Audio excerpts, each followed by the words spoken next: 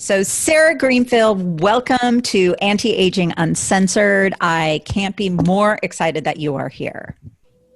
I'm so excited to be here and to talk more about all the things. all the things, and a lot of like some taboo stuff, which I'm a huge fan of. So this year I had a total shift in the way that I think about wellness and beauty. I used to focus on the stuff that I saw in the mirror and thought, okay, what treatment can I get? What injection can I get? Yeah, I did think about that. I thought about things like what topicals can I put on? What can I do? And I started listening a little bit more to the idea of what happens, like what's going on the inside of the body truly reflects of what we see on the outside of the body. And really understanding that, to me, changed a lot of the way that I viewed diet, nutritionals, things like that, supplements, all of that. So I know this is something you focus on, and I can't wait for you to share it. Most importantly, I want like the meat of what so many of us don't understand, like what so many of us don't already know. So maybe you can start with a little bit of background about yourself and how you got where you are today. Yeah, so I call myself a conventionally trained dietitian. I went through an internship, I worked in hospitals. So I had that exposure to the healthcare system and found that I didn't feel like I was making a big enough impact focusing and helping people that had already kind of gone through their disease. And I wanted to really focus and shift and work in prevention because I felt like that's where I could have a bigger impact. So I started working with different wellness companies and developing my kind of special weapon, secret sauce, was developing programs and elevating the messaging of science. And I worked with NutriBullet and created programs for them. Yeah, I did. We did this amazing program with kids where we implemented smoothie bars in different schools across the nation and then created a health study around that. So I measured blood work and anthropometric data and just kind of showcased the impact that vegetables can have in your diet. And that was so much fun. We did marathon running, really, really good stuff. And then I always worked with different wellness-based companies. And about probably 5 years ago, I really wanted to get more involved in root cause. So I was working with people. I was helping them understand, okay, like eating better is really important. Listening to your body is really important. But going beyond that, I didn't have the tools. So then I was like, well, why is this happening? Why are people, not able to sleep through the night? Why do we get diarrhea? I got really fixated on digestion and answering the question of why are we bloated? Why are we constipated? What's going on in that capacity? And then how is that impacting the bigger system? So I started really practicing functional medicine and utilizing testing and supplements in ways that help balance out the body and looking at the whole picture. So oftentimes, when you say, sorry, I just have a quick question there's about a lot. I said a lot. Functional medicine, because I don't know what that means, and I'm sure many of our listeners don't as well. So what does the word functional medicine mean? Yeah, good question. For a dummy. is about the exploration of root cause. So when we go to the conventional doctor, it's here's my symptoms, and then it's either trying to line that up with the disease progression or looking at how do we fix this through medication. So that's one approach. Functional medicine asks the question, well, why is that symptom there in the first place? And then as a functional practitioner, you take the time to kind of step back and go through history with the client and understand, what happened when you were a kid? How many antibiotics did you take? So we can answer that, well, why are you bloated? Not just how do we fix it? Yeah, so I love that. I love the analogy of root cause. What's the cause? Like they always try to get the diagnosis, right? So similar concept. That's great. Yeah. So, and I interrupted you, but I really want us to be able to understand it so we can even share with our families or physicians kind of what's going on. And it's a place that can be a little bit controversial in some capacity because I've come up with a lot of pushback on the way that I practice sometimes because it's not as in line with disease diagnosis. It's looking at optimizing wellness. Right. And when you look at certain structures that we have in place, it's hard to sometimes get insurance reimbursement for these types of practices because it's not dealing with, well, this is critical in this moment. We're looking at, okay, how do we shift the trajectory of your health over the next 20 years? and optimize. Like nothing's wrong right now, but it's imbalanced. Yeah, I'm noticing a little bit of a shift in prevention in insurance companies a lot. So I'm noticing that sort of concept, them trying to look ahead, which is unheard of in past years, right? So, Exactly. so I think, the more we talk about it, the more important it is. So does most of this center around what I hear a lot is like your gut health, what's going on in your gut? Everything. I Everything. am like a firm believer that everything stems from a balanced gut. And all of our, imbalances are because our gut is out of whack. And when we start to dive into that and look closer and get the tools to connect back to our health and understand the language of our bodies, then we start to unlock more of these these like aha moments, as I call them. So gut is what? Is gut your stomach? What's going on with your stomach? Or is it the whole intestinal tract and everything? Like what are Yeah. the body parts that make the gut?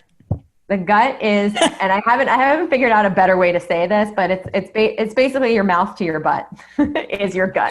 Everything in that capacity is, I mean, our digestion starts in our mouth and goes down our esophagus into our stomach, small intestine, large intestines, colon. That's essentially when I refer to gut, that's the entire area that we're thinking about. Got it.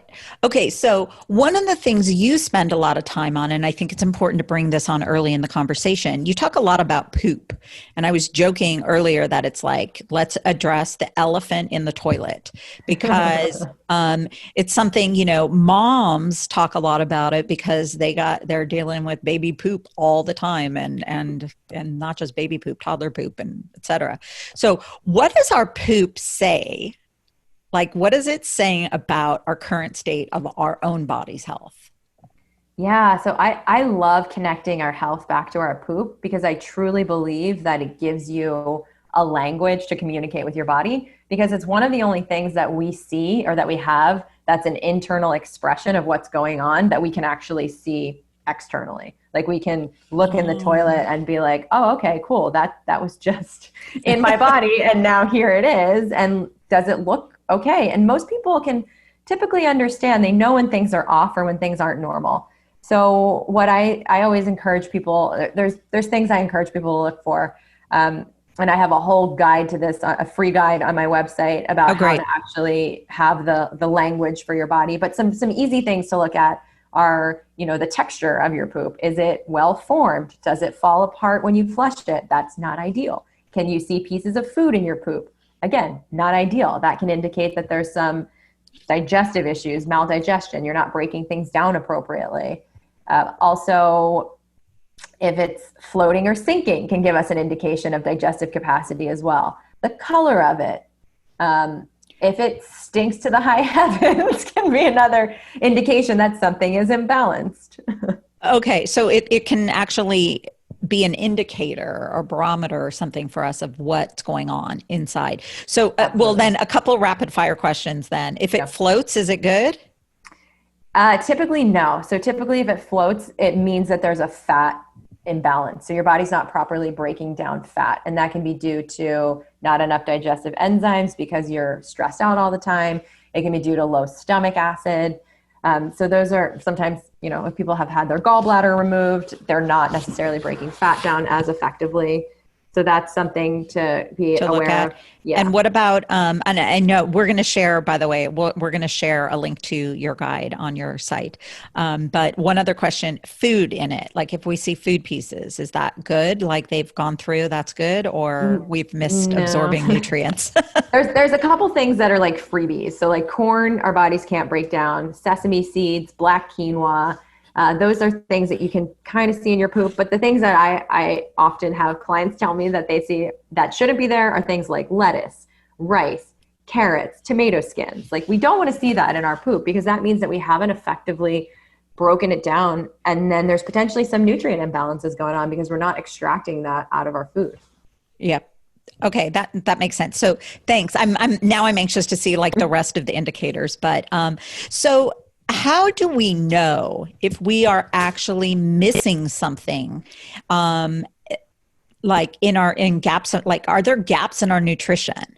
Are there things that we're missing? What would be like indicators we should look at? Are there tests or please share. Yeah, there's there's tests. There's tests to look at different body systems. So when it comes to if we're missing nutrients, I always say, like, if your poop is off, if you are, another indicator is bloated, or if you have the tendency towards diarrhea all the time or constipation, to me, that's an indicator that there's an imbalance in your microbiome.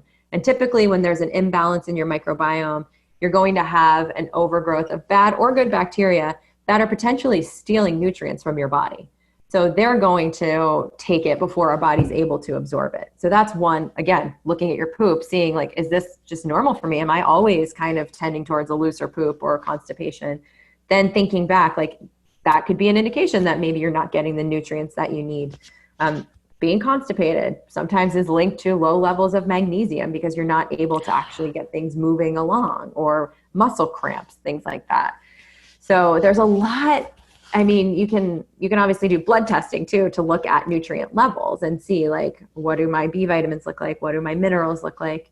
So there are tests. There are many, many tests, but I love to just start in the gut, because once you correct those imbalances there, or once you connect it, because we all poop, so we all have that daily report card, that reminder of what's going on. That's kind of like the first part of the awareness process of like, okay, cool. Here's what I can see. Here's what I can understand. Awesome. And now I know like better questions to ask, how to move forward.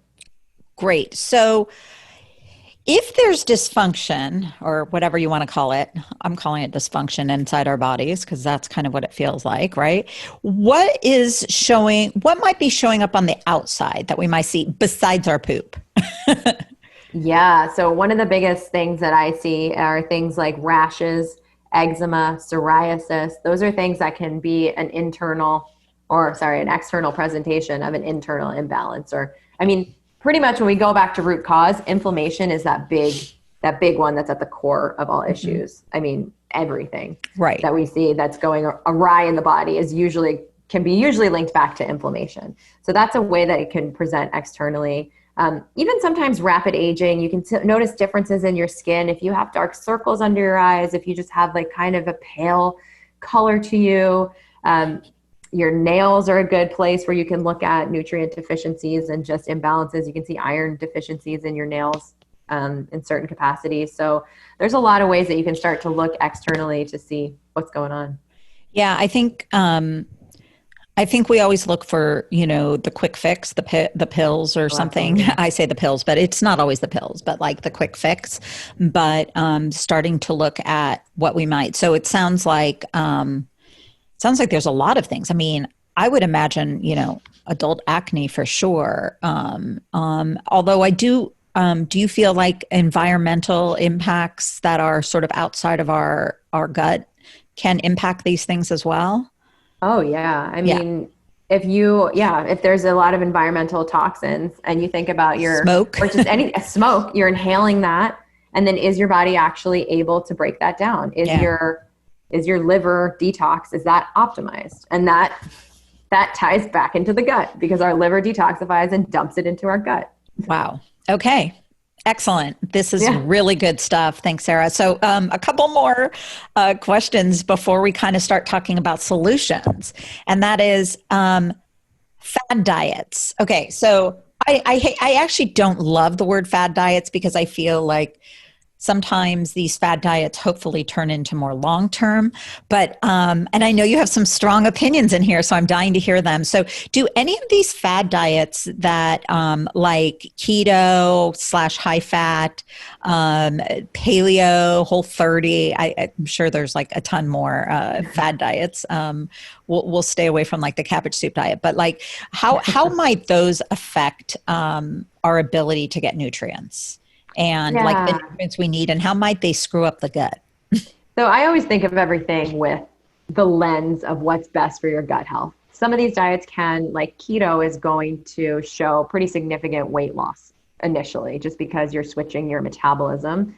You're going to have a lot of water weight up front, and then it is an effective way for weight loss. But if we're thinking long-term sustainable gut health, I do not love these diets, particularly for that, especially keto. I have a I don't like keto for gut health, or even something that you're Yeah. going to do long term, because when you look at eliminating high fiber foods, you're eliminating vegetables, you're eliminating fruits, you're eliminating grains, all the things that feed out our microbiome, and you're replacing it with fat and protein, which is fine. It's just not balanced. So now what we're seeing with these more saturated fat diets, more high protein diets, are feeding more of the inflammatory bacteria that exist in our gut that are there in healthy amounts. But now we're going to just totally throw off that balance. So something like, a Prevotella bacteria is something that feeds off of saturated fat and protein. So now if we're engaging in the keto diet, we're going to feed out Prevotella and have this inflammatory response. So it might not happen right away, but over time, if you're going to be following keto for 6 months, it's going to totally destroy and imbalance your gut completely. And that's typically when I see people, is they're like, I tried this, and now I feel worse. Because initially, a keto diet is going to make somebody with digestive issues feel really good. Yeah. Because you're taking out all of the fermentable carbohydrates. So they're going to be like, this is great, I found the solution. But then, months down the line, it's just going to kind of snowball into that. And similar with paleo. Paleo is eliminating legumes, which are really critical for feeding and diversifying the gut. So we just want to be careful of these diets where we're eliminating large food groups for a long period of time. They're fine in short term, but long term, they're not going to help just create sustainable wellness. Got it. No, that's great. That's great information. Okay. So favorite part, moving into solution. So I'm a problem solution gal. And are there, I want us to talk about this a little bit with the lens of, as we're getting older in our 40s, and then major changes take place in our 50s and our 60s, that the demands might be a little bit different. So that will sort of be the lens we can sort of talk about this. But are there nutrients that everyone should be taking, like supplements, I should say, not just nutrients that we should be ingesting, but are there supplements that everyone needs? And Yeah. are they customized, or how do you feel about that? I mean, I tend to work in the space of customization, just because I like to say, all right, here's our problem. Let's get there as fast as we can. You can still get you can get a lot of benefits out of general supplements, especially when you're tuning into, okay, where do I feel this imbalance? And then where's the solution in the supplement form? The one that pops up in my mind that I think is there's two that I love using that I think are really, really critical, especially as we age and now in the world that we live in. But the first one that comes up is vitamin D, because I test people for vitamin D all the time, and it's chronically low across the board. And sometimes as we're aging, maybe we're not going outside as much, or we're just not doing, we're concerned about our skin and wrinkles. So we're lathering ourselves up with SPF 50.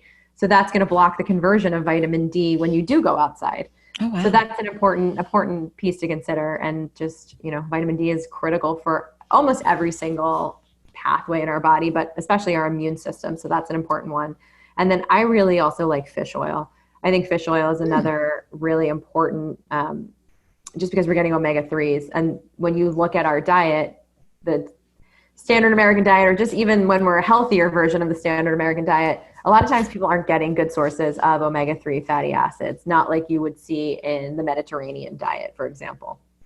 So fish oil is going to give us those omega-3s to really help with hormone stabilization, hydration in our skin. So if we find that our skin is drying out, that's a really important, critical one for just keeping healthy, hydrated looking skin. That's great. Yeah, I find that I find that I use fish oil, but I'm not necessarily checking the ingredients of the fish oil. And I think, is there a difference between, the quality of vitamins and supplements? I know you work with Hum Nutrition, and how they're sourcing their how they're sourcing their ingredients for their supplements. And is it important to look at that? Yes. So the supplement industry can be a little bit of a crazy world, because people say it's not regulated. It is regulated, but it's regulated in kind of a different different way. So the FDA does create regulations, but it's up to the companies that are creating the supplements to uphold those regulations. And then every so often they can get audited. So that's kind of how the space functions. So it's really up to the company to withhold the standards and the practices. And Hum does that. They do a really great job at saying, okay, we're going to make sure that we're getting the highest quality. The fish oil product that they have is IFOS certified. So it's a higher level. It's kind of like another certification that it's free of mercury. It is truly what it says it is. And it's just another way to ensure that you're getting that high quality, because you do have to be careful with the supplements that you're taking. Okay, good to know. And so we'll link to some of our favorites, the Hum Nutrition that I take. Yeah. In our show notes. So going back to aging, if you're in perimenopause versus menopause, right? There's difference going on. And I know there is, like with our hormones all over the place. And then after menopause, are there differences and changes we should be making in our supplements? And I mean, I don't want to just separate out what we take in nutritionally as well. But I'm just wondering, because I really feel like these have to blend together, right? This is sort of like your all over system that you need to sort of do every single day, right? So what nutrients are you taking in? What's your food intake, right? And then along with that, we have our sort of vitamins and then supplements that really help us sort of, I guess, fill in the gaps or elevate it. So do you have any thought, like if you had to like take us through like what's going on during perimenopause, what we might need? I mean, you might have answered some of the question with the vitamin D and fish oil, but like additional things that we should be thinking about.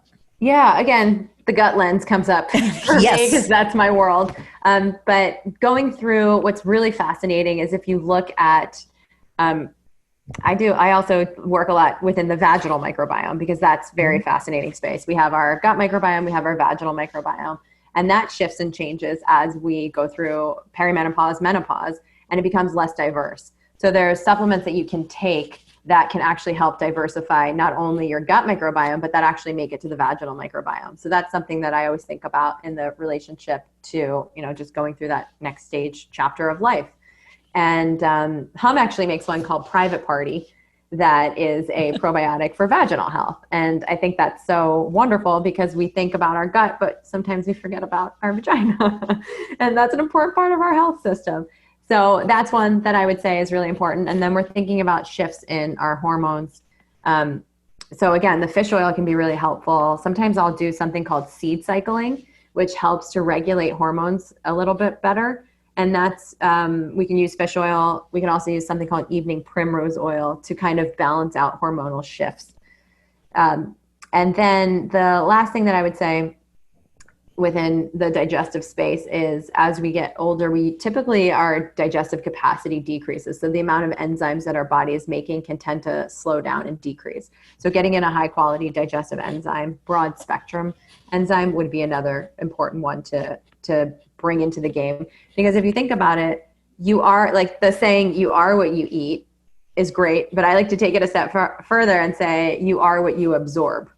So you can be eating all these things, but if you're not able to break it down and absorb it, you're not going to get it anyway. So taking that enzyme is going to help your body break those foods down a little bit more effectively so you can absorb the nutrients.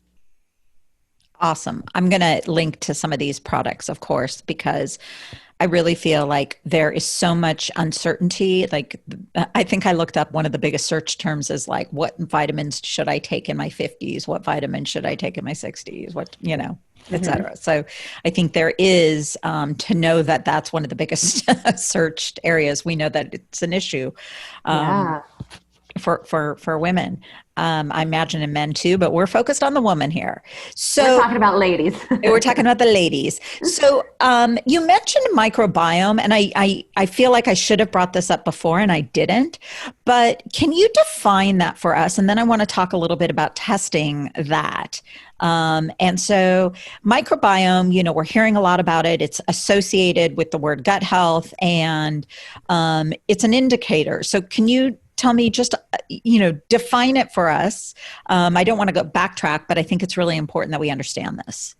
So the microbiome, the way I define it, is looking at just the relationship between the bacteria and fungus and yeast and all of those things, those organisms that are not intrinsically human, but that are living inside of us that are benefiting us. That's kind of how I think about the microbiome. So all the bacteria and those things that we have in our GI tract, in our gut. So do you do testing on any of these things? Like, tell me about some of the tests that you help people with to help, their gut health. Yeah, so I make people poop in a box, but stool testing Yummy. Stool testing is one of my favorite tests that I utilize in my practice, and it is an at-home test, so I don't actually make people like do anything in front of me. Which I've had like clients be like, "Do I have to do this now?" And I'm like, "No, you don't have to do this in my presence. Don't worry." But I utilize different types of microbiome testing. So essentially, what we're doing is we're looking at the stool. They're taking it. The stool is going to a lab. And then they're doing PCR or DNA analysis to see what's actually happening, what type of bacteria, parasites, digestive capacity, inflammatory markers, what's actually in your body and what's relevant, significant happening for you. And then from there, we're able to say like, okay, based on how you feel, based on these findings that we're having, how do we then create a plan for you to start healing and rebalancing your gut? I'm so doing this. This is poop in a box. Yeah, poop in a box. Okay, poop in a box will be listed in show notes. So one of the things before we sort of like wrap things up, one of the things I love about Hum, which is ultimately stuff I've been using them, but they've basically consumerized, and I say consumerized because obviously I come from like the sort of consumer electronics world. They've put names and descriptions that make them very accessible to us. So even someone who doesn't understand the depths of the values of each of these things, even though we hope to, shed some light on some of that, that it kind of helps us know, like, if you're doing something, if you're wanting to grow your hair or the hair gummies or things like that. So They've done a really nice job of it. And the other thing I really like about it is the idea of blending. And I was joking about like, they're like wine, they're like, they're like winemakers, right? That have created these blends that allow us to take a mixture of things that help us accomplish something. Has that been the feedback that you've gotten? Has that been something that, I imagine that growth has been incredible for you guys. And I'm imagining one of the things that I loved the best, at least about your website for sure, was the idea of the intake quiz, which, a ton of websites do it, but that the suggestions were spot on for me. And that it's not just a vitamin company, it's someone like you who has this knowledge, like personal nutritionists bringing to light what's going on and helping feed it back to the consumer. Yeah, and that's what I think is probably one of the standalone or the really cool things that Hum does is it connects consumers not only to kind of demystify the supplement space and make it a little bit easier and also fun, because those products are like so cute, so fun, so bright and colorful. But then it also backs it up with the science of having you linked to your own personal dietitian that can then help you navigate the space in even more in more detail, because it's a crazy space. It's very overwhelming and confusing. So to have that personal touch point, and we have a team of 5 dietitians. So there are dietitians on the other end of that. I think it's pretty incredible. And I think that's just elevating the whole experience of supplements. That's great. Okay, one last question, and this is just a question we ask everyone, but I do kind of want to know, I was going to say, what's your favorite desert island product? Like, what's the one thing you'll take with you? However, I think what I'd rather like to know, because, Hum has a variety of products. Do you have a favorite? Yes. My favorite is Skin Squad, because it is a pre-probiotic. It has live strain and soil-based probiotics in there. And it was something that I got to help develop. So it's like my baby. So it helps with, so tell me exactly what it helps with. So basically, it's a concept of looking at the skin and working with breakouts and helping create just decrease breakouts through gut health, because the gut and the skin are so linked that if you have poor gut health, a lot of times it can show up in your skin through breakouts, through rashes, dry skin, things like that. So what we did was we looked at the strains of probiotics that are most beneficial to helping skin cell turnover and just diversifying the microbiome, because when your gut is in balance, everything else kind of works very well from there. So that's why I love that product. And it also has prebiotics in it. And that's really important for feeding, giving fuel to the probiotics in the product and also in your current gut ecosystem. Okay, I don't have that one, so it's going on my list.